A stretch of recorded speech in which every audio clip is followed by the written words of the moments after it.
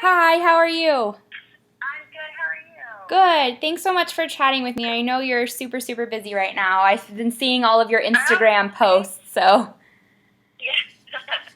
We're Um, on lunch right now. oh, perfect. Well, I'll try and be fairly quick. Um, Okay. I'll jump right in. So I saw that you recently shared a Throwback Thursday image of you and Snoop Dogg. Which I thought Oh, was hilarious and awesome. I'm wondering if you can give us some context about that and tell us what he's like. oh yeah. I wish it was a more exciting story, but we were both guests at the same time on the George Lopez show when he had a nighttime late night show. I don't know if you remember that. Right, right. It was just like I was pregnant in that photo. I think it was 5 years ago. Okay. So yeah, we were just both. I was a guest, and then he was either after me or before me. But since I knew he was there on that show, I played the thing whistle with like an Irish flute, Yes. and I played gin and juice. I did see that. Okay, yeah. I remember that. Yeah, that's awesome. So funny. So that's all it was. I mean, it was really cool to get to meet him and hang out for a second, and it was very smoky, we'll say. He was awesome. He was like so cool, so nice, super tall. That's awesome. Yeah, that was a pretty solid TBT picture, so I was a little jealous. Yes. Okay, so you began your acting career early 2000s, right? Or around 2000? Is Yeah, that I started out in LA. around that? Yeah. Okay. And I was theater. I was a theater kid before then, but yeah. Very cool. So I'm wondering who or what inspired you early on in your professional acting career? And further, who did you admire, in the film and TV world? Oh wow, what do you think? um, well, one little interesting tidbit is that when I was touring with a musical, Anything Goes, that closed out in LA, and so I was like, well, let me just like stay out here for, I think I was there for like 7 weeks. Let me just stay here for a little bit and see what it's like, and try to get on some sets and just see how the whole thing works. And I started doing extra work actually, and I ended up being regularly working on Providence. Oh, yeah. Um, Goes back a little bit, but that was definitely the first time that I was like just sort of on a set, kind of saw how the whole thing worked, and I watched actors doing their thing, and I was like, oh wow, this is really cool. So that was definitely inspiring to me, just that experience as a whole, just doing regular extra work on Providence and being on a set for basically the first time. So that's not exactly what you asked, but No, that's it definitely is. an inspiring just sort of experience that I had for sure. And then what was that? Oh, I mean, kind of related. Like, Actors. if there was one actor or Yeah. actress in particular that maybe you looked up to when you were first starting out. Like that I had worked with or something.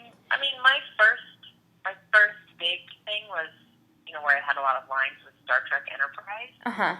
Um, and so, I mean, just as far as the actors that I worked with closely on the show, Connor Trenier and Scott Bakula and Renee Auberjonois, I mean, that was really my first experience. Just kind of, I mean, I remember going up to them and being like, "Look, I've only done theater. Feel free to tell me if I'm like doing this wrong or too big or Mm-hmm. any of that stuff." Yeah. So really, for me, it was more just not like a person that I emulated. I just sort of loved when I would work with people who were really giving and sincere and on top of their shit.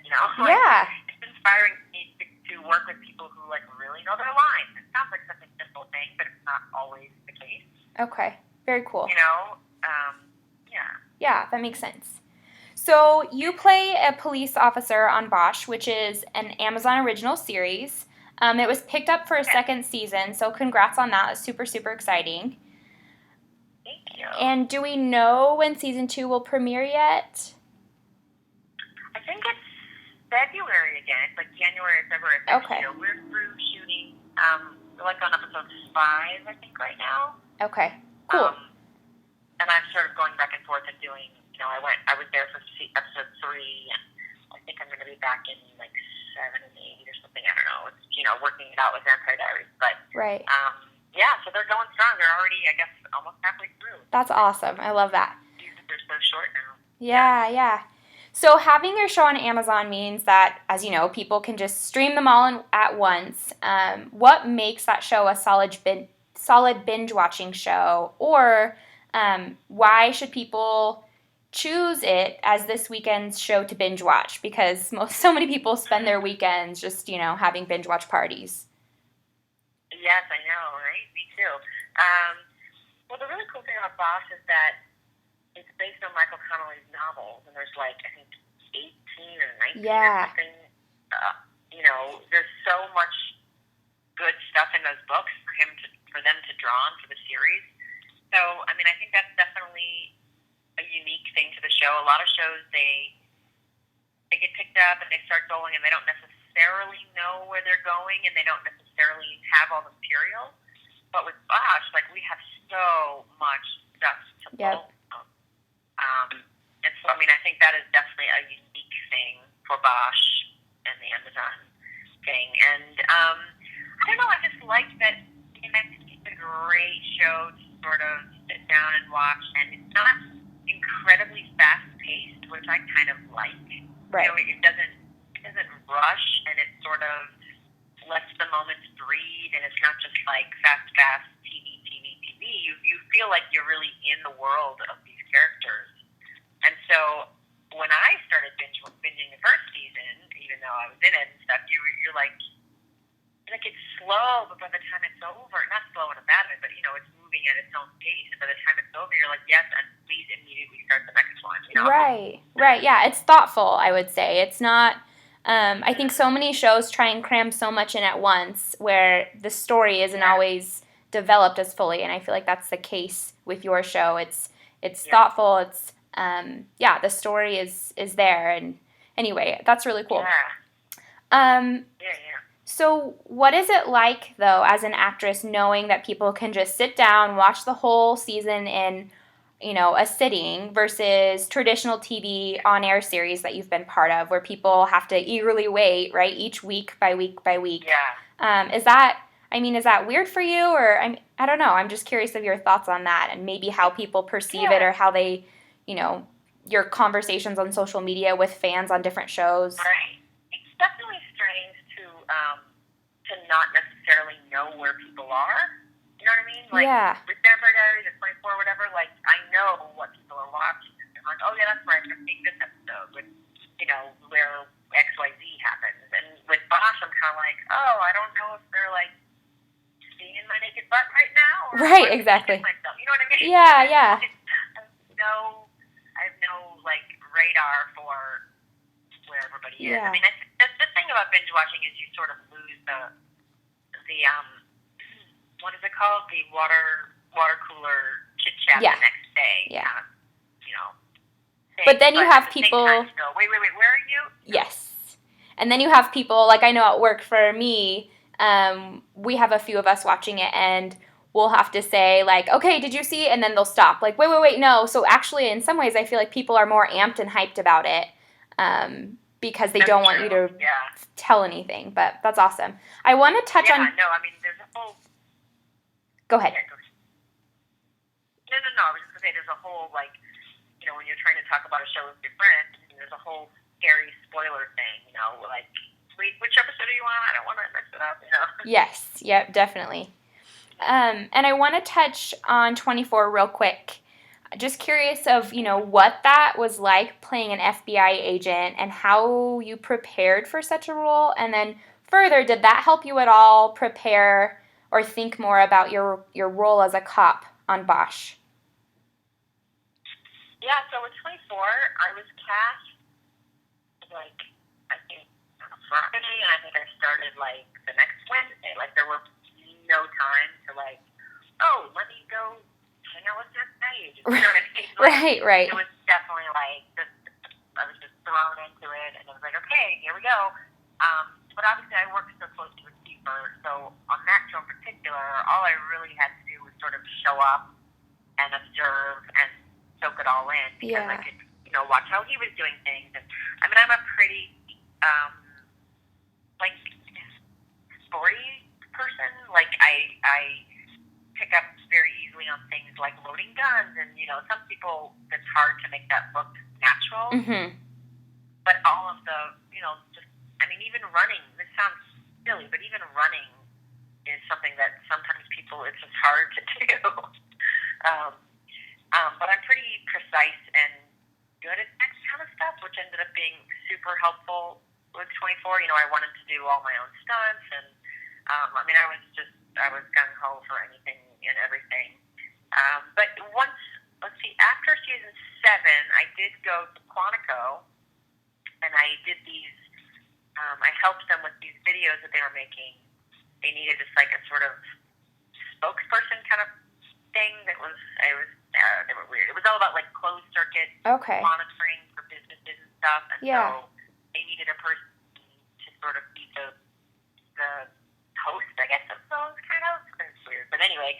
So in exchange for coming and helping them with those, I got to like meet some SEALs and some really heavy duty FBI people, and I got to see all of the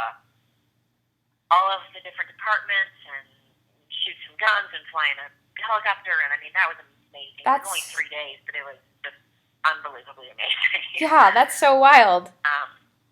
Yeah, so that was really cool. And then same thing, so of course when I got to Bosch, definitely different. Renee was a very seasoned, even though she'd come up through the ranks pretty quickly, but she's been around a little bit even though she was younger. But Brasher is like, she's been in the mix like 3 months. She likes to think that she knows everything that, a veteran cop would, but she clearly does not. Yeah. And so, that was like, she didn't need to be perfect. I didn't need to be perfect in my preparation for her because she wasn't perfect. Right. But we did have these really wonderful detectives that are on site with us. They're actually homicide detectives, and Mitzi Roberts was the female one, and I just picked her brain all the time. She's not a uniform officer anymore, but obviously she started that way, and I could sit and listen to her tell stories for hours and hours. So I really love just listening to all that kind of stuff and, soaking it up and trying to use some of it here and there. Yeah, for sure. And then I won't spend too much time on 24, but I know in the past there was a ton of chatter about a possible 24 movie. Now, I haven't heard anything in a while, and I'm trying not to get my hopes up, but do you think there's any chance ever of that happening? I think that was definitely in the talks before they came back and did this last reboot. Yeah. I think it was like, because I remember a time when like people was like, oh yeah, I just read a great script for the 24 movie, Yeah. So there's definitely been different incarnations of scripts for a 24 movie, and then it I think turned into the last event series. I know that Kiefer is definitely, I think, going to be away from it for a little while, but I would never like put it out of. I can envision old Jack Bauer. Right. Coming back into the force like 10 years from now. Hopefully it won't be that long, but I don't know. I think who knows someday, but maybe that's just my wishful thinking. Okay, well then I'll jump to Vampire Diaries. That premieres October 8th. Can you share, I'm sure you can't share too much, but anything of what we can expect in season 7? Yeah, for season 7, which we start next Thursday, I think, there's all this question about how the show is going to be without Elena, without Nina, and this, the whole reboot and everything. And I feel like people are going to be really pleasantly surprised. I feel like they've done a great job of really giving it a fun energy, a good reboot. And my Heretic family is now in the mix. And, they're ready to cause a little chaos, and I'm trying to sort of keep them behaving. Yeah. And keep the peace within Mystic Falls. And in Lily's ideal world, everybody would sort of get along. She could have Damon and Stefan and her heretics, and everybody would be one big happy family. But then there wouldn't be much of a TV show if everybody was just getting along. Right. So it's got a really cool energy to it, and there's these amazing flash forwards that they're doing now. They keep every episode flashes to 3 years later, and then they come back so I feel that's a really great, interesting new twist that you watch those little flash forwards and you're like, wait, what? Who's Yeah. doing what? It really you need the answers kind of a thing. Okay. So, and there's really wonderful stuff for Lily so far. So Perfect. I think fans will be too. Well, we can't wait. Where can people find you on social media? I know you're on Twitter and Instagram, right? And Twitter's the handle's your last name, I think, right? Yeah, so Twitter's just at Wersching, and my Instagram is Annie Wersching. I have a Facebook fan page as well, which is just Wersching. I don't know, but those are my main two: Twitter and Facebook. I mean, Twitter and Instagram. Yeah. Perfect. Well, thank you so much. I know you have a next call, but I really appreciate you taking the time to chat with me, and good luck with everything. Sure. Thank you so much. Good to talk to you. Bye.